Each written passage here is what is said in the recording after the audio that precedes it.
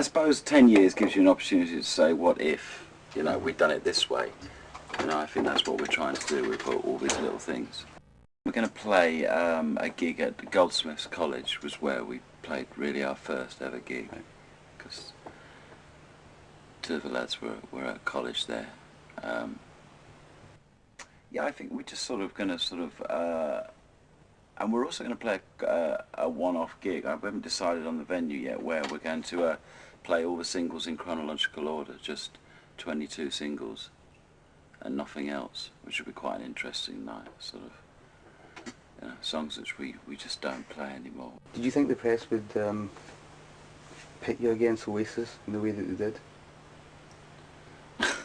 Well, I mean, you know, it's all, I think, you know, I don't think anyone in this country, you know,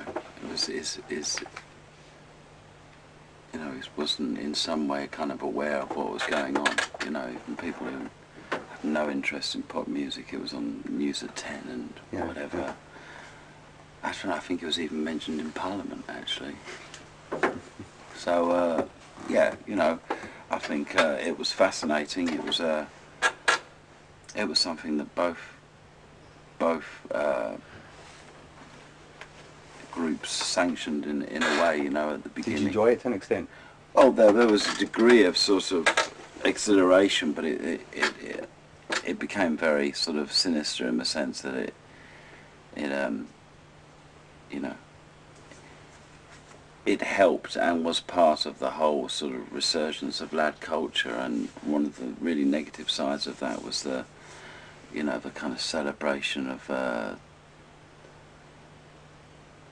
sort of all the sort of really kind of masculine, laddish, what do you working class qualities, and sort of, and you know, we just became, you know, the kind of whipping boys for all of that. And you know, it became sort of almost a dirty word to be called middle class, and to read and whatever, you know. It was kind of, it was very, very anti sort of intelligence, the whole thing. I felt, really, you know, and did you fascinating at the same time. Did you realise that at the time, that it was so kind of anti-literati, anti-intelligentsia? Yeah, I did, and I think, you know, we stuck to our guns, really. I think, you know, I wouldn't say that I didn't in some way get sucked into it, and but probably more because I was just really like football, so I kind of, you know, with hindsight, I wouldn't have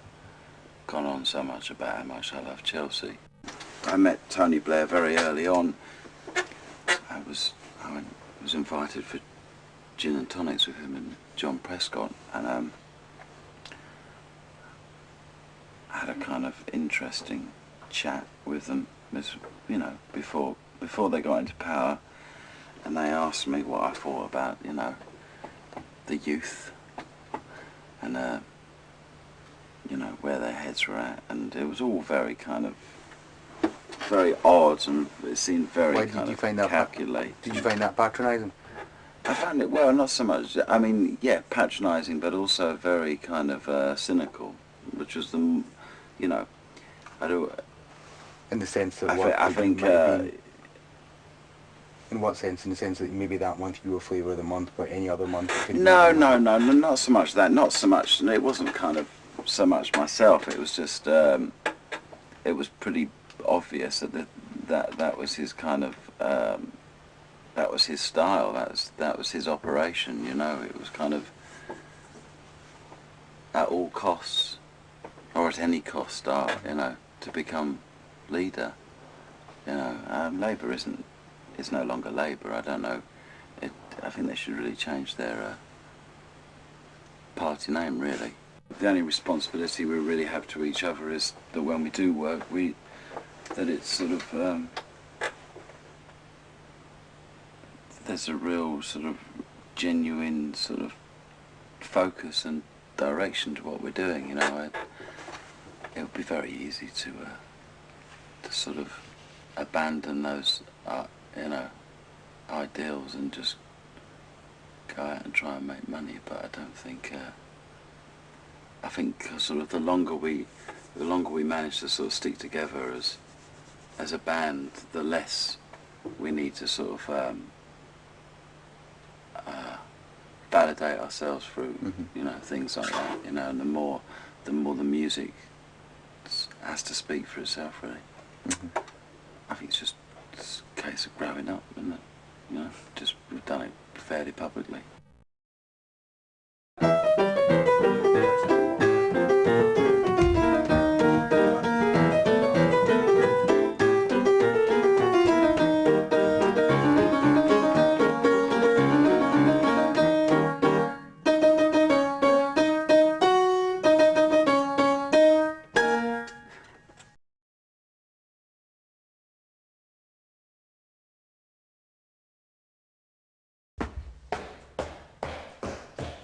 So you're going to do it at the piano, and you're happy with that?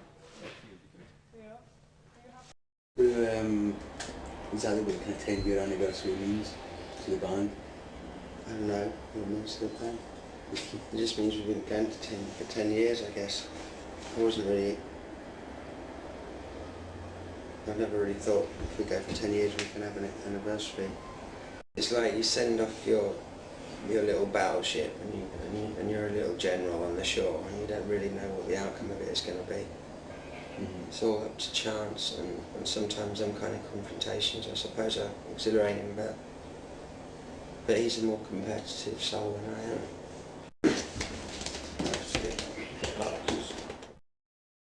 But you quite enjoyed it once it lasted. What, Britpop? Yeah. No. No? No, it's hideous cacophony. I mean, it doesn't even deserve to be called that, really. It was just, it was like very disappointing cup of tea in the morning, or Marmite that's gone off. You know, that kind of feeling. It wasn't, I didn't enjoy any of that music. Didn't feel a part of it at all. I wasn't listening to it, I was listening to American stuff. I don't know, I was listening to Beck and Pavement and some German kind of Faust and Can stuff. Right. I was listening to Francois Hardy and Nick Drake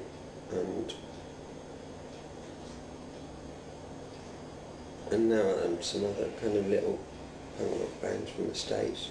I don't have any interest in that culture, and I'm not a politician. I don't think it says an awful lot about. I mean, the things it says a lot about is probably the only things that 4 white, nearly middle class boys can say about it, and that's tip of the iceberg, isn't it? It's nothing to do with what's really happening. It's what some builder down the pub can try to understand, maybe. No one else, I don't know. Right. But you didn't think... I don't know whether many people on any of the estates around here, I don't think it means much to them. Right. Well, not always singles are the ones that you're most proud of. Singles are specific uses, and they're not always the ones you like best. Right. They quite often end up to be the ones you dislike the most. For example? All of them, apart from She Said Right.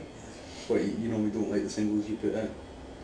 It's not that I don't like them, it's that they have a specific use and they're an advertisement for the album. Really, I mean, the charts is really old-fashioned. I don't think there's any use for the charts anymore. So really, singles are kind of pushed out amongst the chart world to see how they do, see if people like them, and then see if people buy your album. It's quite strange because you're thought of as a kind of singles band to some extent, you know, for bringing out... You know, well, we can make good singles, but it doesn't mean you have to like them. You know, they're there for a purpose. I mean, it's not that I dislike them, it's just that after a while they tend to get on your nerves. What's the 10-year celebration, 10-year anniversary mean? It's like what you get instead of a watch. A record company, it's fairly standard practice to issue a box set of everything. I mean, it's good for us. I haven't got all the B-sides. There's something amazing when you hear something that you don't remember doing, you know, because some things were done very quickly, particularly B-sides. Most people know who Blur are because One, because of the Brit Awards. Two, because of that nonsense with Oasis. And three, because Dame's got a big mouth. What did you think about the whole kind of media spat with Oasis in hindsight? It looks brilliant now. What fun we had. You know, I wasn't interested. You're not embarrassed by it now? I was embarrassed by it then. Were you? Yeah. Right. Well, you know, we'd spent a long time sort of conceiving this immaculate vision of the way things should be, and that was what we wanted to talk about, and what everybody else wanted to talk about was a stupid spat with another city band that we didn't really have anything in common with, you know. So that was never the kind of the focus of our thoughts. It was the focus of everyone else's. But you know, we felt we had something to say about everything, and all people wanted to know about was what we thought of the Thunderbirds. You know, I mean, success never feels unusual ever. It's only disasters that sort of jar and feel very weird. Success always fits. Damon said earlier that he was quite annoyed, almost threatened by the whole lad culture movement because it was so anti-intelligentsia. He felt it was anti kind of literati. He started it, that's right. You never thought that?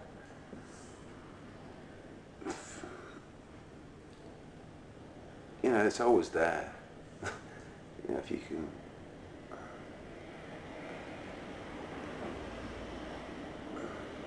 You know, if you.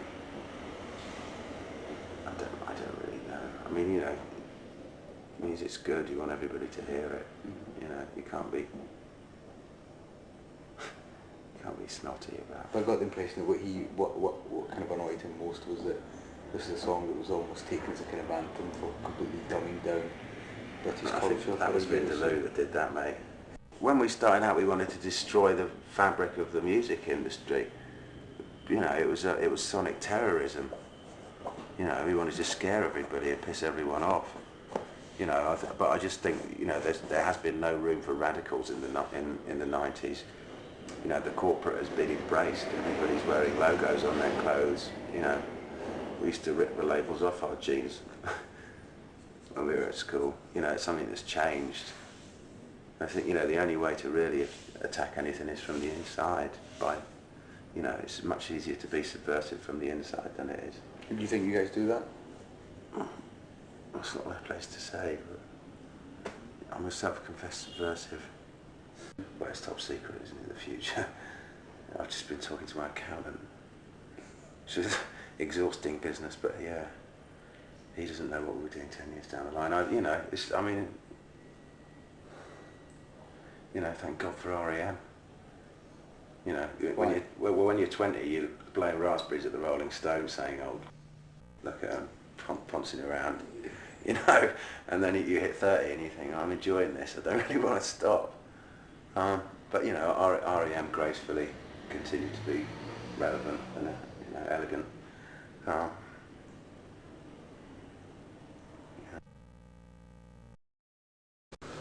10-year anniversary. Yes. Why is it kind of end of one chapter to an extent? I Is don't it know. just a marketing gimmick? It's just a number with some zeros on, with a zero on. Right. Everyone loves zeros, don't they? I don't know why. 10 fingers, 10 years, 6 albums, Right. 3 careers. What did you think during the height of the Oasis spat? I wasn't really involved, to be honest. But as a band On the member, 'cause sidelines. both bands got quite a lot out of it. Yeah. Yeah. I mean, again, you don't get anything for nothing. And well, it took us both to the next level, but it also, we both became each other's baggage in a way that it's been a bit irking, really. But In what what can you sense? do, you know? In what sense?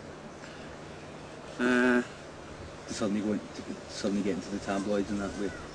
Well, no, it's just now we're forever. I mean, we're two bands that have very little in common, really. I think we can't be very much we do have in common, anything in common particularly. and yet we're forever linked now. Whenever we do something, it's Blur throw down the gauntlet to Oasis, which we're not. You know, we do what we do. Whenever Oasis do something, it's always reply. You know, it's like we're involved in this big game of chess with them in some strange way. You know, we're jousting or something. It's all kind of, it's all medieval iconography, all of this. Blur versus Oasis, medieval, spectacular. We should dress up as knights, get on horseback, just finish it once and for all. I challenge them now to a horseback event. I don't know. Kind of passed me by, really. You know, I've never particularly been into football. I quit drinking 5 years ago, so that's my two lad credentials. Kind of 0 in each box, really. So it kind of passed me by. So I don't know. So what did you think became football anthems, terror songs? It's not just, I suppose it wasn't just football, was it? It's kind of hockey and all kinds of things. You can't. I'm not anti. You can't be anti the past. What's the point? Life's too short. I'm not going to rail against lad culture, whatever that may be now. I mean, no, it was made up by Linda Duff of the Daily Star. She made it up because she was bored. I'm not going to rail against that. Fair play to her. Well, I've never been ironic. Irony's boring. But that's another thing. So we told everyone we were being ironic. And then so everyone looked at us and looked at what we did and examined it with one, you know, put their tongue firmly in their cheek and one eyebrow firmly cocked, even when we were being serious. And that kind of came back to haunt us as well in a way. What? When? For the next album? Afterwards. Right. Yeah. In what sense? Well, even now, you see, you brought up the irony thing there. I haven't said anything even vaguely ironic. I haven't given you any ironic things. But you're thinking, is he serious? You know, he's this irony guy. This Dave Drummer guy, he's the irony guy. I think maybe the media's being ironic. Maybe you're the irony guys. I'm not saying that we don't present ourselves in a certain way, but you can't then, that's as far as you can take it, that's as far as your control ends there.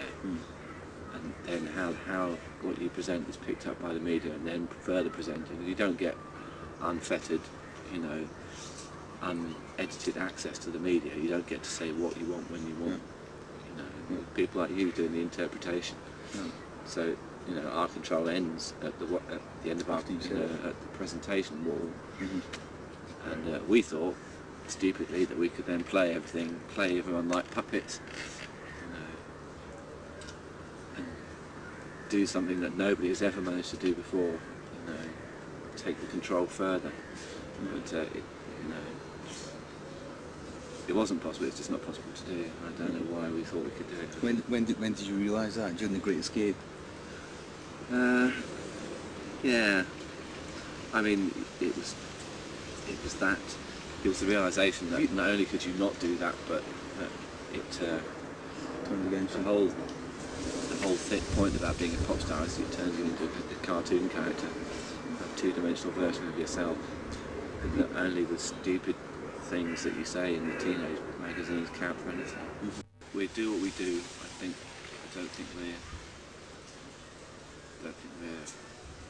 all fairly grown up now. You know, we're not all running around screaming, "We are gods, worship us" anymore. There's only a few years when we did do that. And I'd like to apologise now, but we've all grown up a bit since then.